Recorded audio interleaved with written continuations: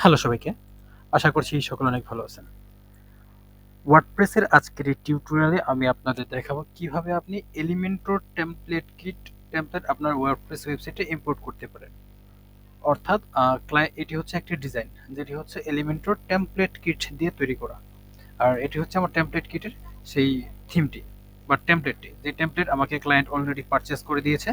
এই টেমপ্লেটটি তার সাইটে অ্যাড যুক্ত করার জন্য। তো নর্মালি আমরা যদি থিম ফরম্যাটে কোনো ফাইল পেয়ে থাকি, তো সেটা আমরা সরাসরি থিমে আপলোড করার পর এটি কাজ করা শুরু করে দেয়, কিন্তু আমাকে সে এটি টেমপ্লেট কিট ফাইল দিয়েছে।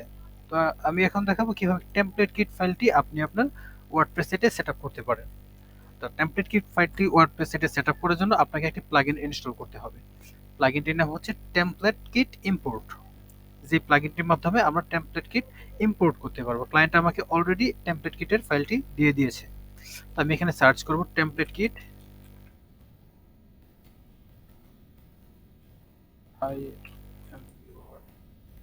ইম্পোর্ট। তো টেমপ্লেট কিট ইম্পোর্ট লিখে যদি সার্চ করি, আমরা প্রথমে এই প্লাগইনটিকে পেয়ে যাব, যে প্লাগইনটি এনভাটো তাদের অফিসিয়ালি তৈরি করেছে। এই প্লাগইনটিকে ইনস্টল করে আমরা অ্যাক্টিভেট করে নেব। তো ইনস্টল হওয়ার পর এটিকে অ্যাক্টিভেট করে নেব। আর এটির জন্য অবশ্যই আমাকে হ্যালো এলিমেন্টর থিমটিকে ইনস্টল করে নিতে হবে। যেহেতু বেশিরভাগ টেমপ্লেট কিট, অর্থাৎ সকল টেমপ্লেট কিটই আপনার হ্যালো এলিমেন্টর যেই থিমটি রয়েছে সেই থিমের উপর বেস করে তৈরি করা। তো আমি এখানে ক্লিক করে অ্যাড নিউতে যাব। অ্যাড নিউতে যাওয়ার পর আমি এখান থেকে হ্যালো এলিমেন্টর থিমটিকে ইনস্টল করে নেব। তো আমার এই টেমপ্লেট কিট ফাইলটি হ্যালো এলিমেন্টর থিমের মাধ্যমে কাজ করবে। এটি অন্য থিমের মাধ্যমে কাজ করে, তবে সব থেকে ভালো কাজ করে হ্যালো এলিমেন্টরের মাধ্যমে। এখন আমি এটিকে যখন আপলোড করেছি, আমি এটিকে আমার যে আদার্স যে প্লাগইনগুলো আছে আমি চাইলে এগুলোকে ডিঅ্যাক্টিভ করে নিতে পারি, অথবা থাকলেও সমস্যা নেই। আমরা এখন যদি আমরা টুলসে ক্লিক করি, টুলসে ক্লিক করার পর আমি নিচের দিকে দেখব টেমপ্লেট কিট নামে একটি নতুন অপশন যুক্ত হয়েছে। এই অপশনটি যুক্ত হয়েছে টেমপ্লেট কিট প্লাগইনটিকে ইনস্টল করার কারণে। আমি এখন এখানে ক্লিক করব। ক্লিক করার পর আমাকে এখানে বলবে টেমপ্লেট কিটের যে আমার ফাইলটি রয়েছে সেই ফাইলটিকে আপলোড করার জন্য। তো আমরা এখন এখানে ক্লিক করে ফাইলটিকে আপলোড করে নেব।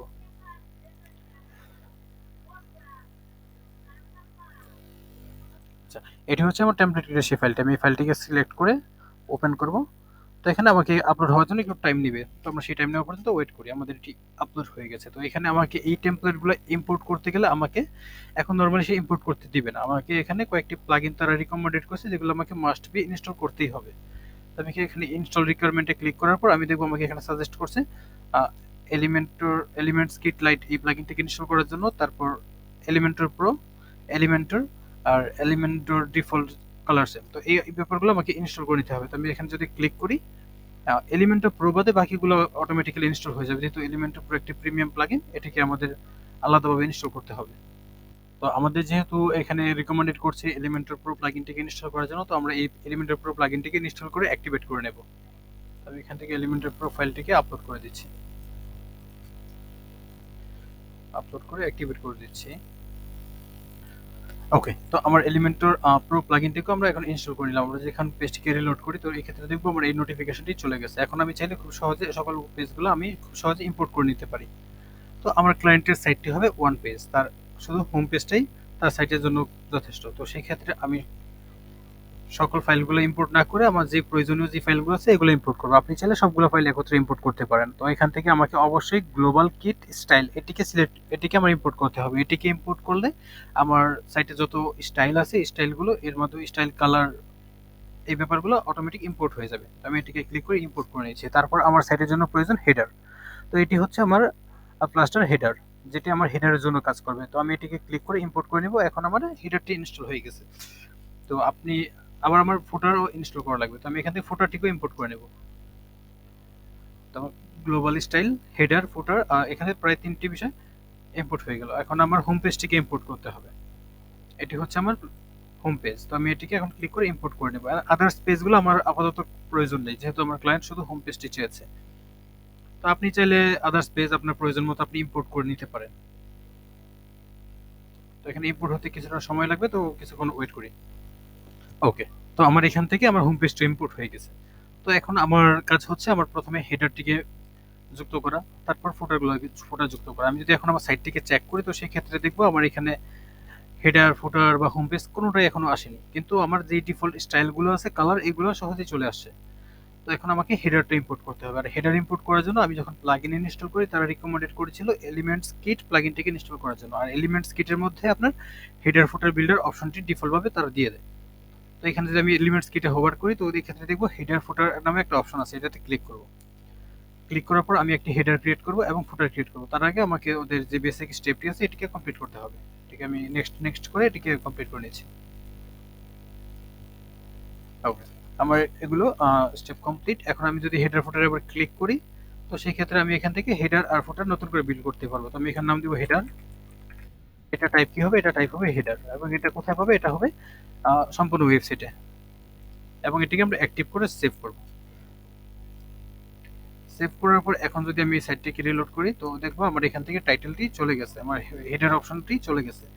তো এখানে আমি আবার এডিটে ক্লিক করব। এডিটে ক্লিক করার পর এডিট কন্টেন্টে ক্লিক করব। এডিট কন্টেন্টে ক্লিক করলে এটি আমাকে এলিমেন্টরে নিয়ে যাবে। তো এলিমেন্টরে নিয়ে যাওয়ার পর আমি যদি এখান থেকে এই আইকনটিতে ক্লিক করি, এন্ড বাটন এই আইকনটিতে ক্লিক করলে আমি এখান থেকেও আমার অপশনগুলোকে ইম্পোর্ট করতে পারবো। যদি আমি এখানে ক্লিক করি সবগুলো টেমপ্লেট আমি এখানে দেখতে পাবো।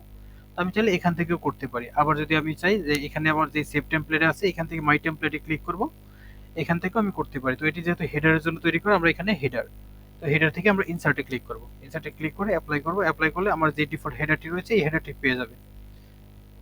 কিন্তু বাই ডিফল্ট এখানে মেনু পাবে না, কারণ আমাদের এখনো কোনো মেনু ক্রিয়েট করা হয়নি। তো আমি যদি এটিকে আপডেট করি, আপডেট করার পর সাইটটিকে রিলোড করি তো সেই ক্ষেত্রে আমি দেখবো আমার এখানে হেডারটি চলে আসছে, কিন্তু এখানে কোনো মেনু আসে না, কারণ আমার সাইটে কোনো মেনু ক্রিয়েট করে নাই। তো চলুন আমরা কয়েকটি মেনু ক্রিয়েট করে নিই।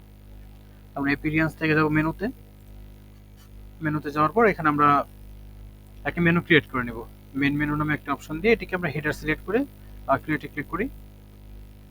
ক্লিক করার পর এখানে আমরা কিছু আইটেম যুক্ত করতে পারি। তো এখানে যেহেতু হোম পেজ আর অন্য কোনো পেজ নেই তো আমরা কয়েকটা অপশন ডেমি অপশন দিয়ে দিই।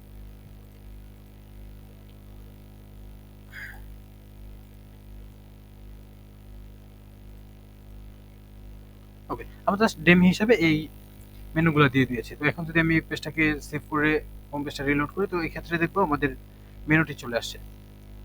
তো আশা করি আপনি খুব সহজে এখন হেডারকে ইম্পোর্ট করতে পারবেন এবং এই হেডারটি আপনার ওয়েবসাইটে যতগুলো পেজ তৈরি করবেন তারা গ্লোবালি পেয়ে যাবে। এখন আমার কাজ হচ্ছে ফুটার তৈরি করা। তো চলুন আমরা একইভাবে ফুটারটাও তৈরি করে নিই। আমরা ক্লিক করব এলিমেন্টস কিট থেকে হেডার ফুটার, এটাতে ক্লিক করার পর আমরা এখন ফুটার তৈরি করব। তো আমি যদি প্লাসে ক্লিক করি, ক্লিক করার পরে এখানে আমরা দিব ফুটার এবং এখান থেকে আমরা টাইপ সিলেক্ট করে দেবো, এটা কি হেডার হবে নাকি ফুটার হবে। অবশ্যই এটা ফুটার হবে এবং এটাকে অ্যাক্টিভ করে সেভ চেঞ্জেসে ক্লিক করব। সেভ চেঞ্জেসে ক্লিক করার পর এখন আবার এডিটে ক্লিক করব। আমি যদি এখন এই পেজটিকে রিলোড করি তো দেখবো আমার এই ফুটারের পার্টটুকু চলে যাবে, কপিরাইট এরিয়াটুকু চলে যাবে, কারণ আমরা এখন ফুটারটি এলিমেন্টর সাপোর্ট দিয়ে দিয়েছি। আমার এখান থেকে ফুটার অপশনটি চলে গেছে। এখন যদি আমি এখানে থেকে ক্লিক করি এডিটে, এডিট কন্টেন্টে ক্লিক করার পর এটি আমাকে এখন ফুটারে নিয়ে যাবে, ফুটার এডিট করতে। তো এখন আবারও যদি আমি এই টেমপ্লেটে ক্লিক করি, টেমপ্লেট থেকে মাই টেমপ্লেটে ক্লিক করি, ক্লিক করার পর আমি দেখবো এখানে ফুটার অপশনটি চলে আসছে। আমি এখান থেকে ক্লিক করবো ফুটার এবং ক্লিক করবো অ্যাপ্লাইতে। অবশ্যই অবশ্যই আপনাকে আগে টেমপ্লেট কিট থেকে আপনার প্রয়োজনীয় টেমপ্লেটগুলোকে ইম্পোর্ট করে নিতে হবে, আদারওয়াইজ এটি এখানে শো করবে না। তো যেটা আমার ফুটার এডিট ডান। এখন যদি আমি এটিকে আপডেট করে দিই, আপডেট করার পর এবার যদি আমি এই পেজটিকে রিলোড করে দেখবো আমার এই ফুটার অপশনটিও চলে আসছে। এই যে আমার এখানে ফুটার অপশনটিও চলে আসছে। এখন আমার বাকি কাজ রয়ে গেল মাঝখানে হোম পেজে যে কন্টেন্টগুলো আছে। তো হোম পেজের কন্টেন্টগুলোর জন্য আমরা এখান থেকে হেডার ফুটার যেহেতু তৈরি করা শেষ, আমরা হেডার ফুটার ট্যাবটি ক্লোজ করে দিচ্ছি এবং এখান থেকে আমরা পেজেস থেকে অল পেজেসে যাব। অল পেজেসে যাওয়ার পর এখান থেকে আমরা হোম পেজ নামে একটি নতুন পেজ ক্রিয়েট করব। তো এটাকে ক্লোজ করে দিচ্ছি। এখানে আমরা লিখব হোম পেজ, বা আপনি আপনার ইচ্ছা মতো নাম দিতে পারেন হোম পেজের জন্য। দেওয়ার পর এটিকে আমরা পাবলিশ করে দেব। পাবলিশ করার পর আমরা ক্লিক করব এডিট উইথ এলিমেন্টরে। এডিট উইথ এলিমেন্টরে ক্লিক করার পর এখন আমরা হোম পেজটিও ইম্পোর্ট করার অপশন পাবো। আমরা যদি এখন আবার এই টেমপ্লেটে ক্লিক করি, ক্লিক করার পর আমরা ক্লিক করব মাই টেমপ্লেট। মাই টেমপ্লেট থেকে আমরা এই হোম পেজটিকে ইম্পোর্ট করে নেব। এখন ক্লিক করে অ্যাপ্লাই করে দিলাম।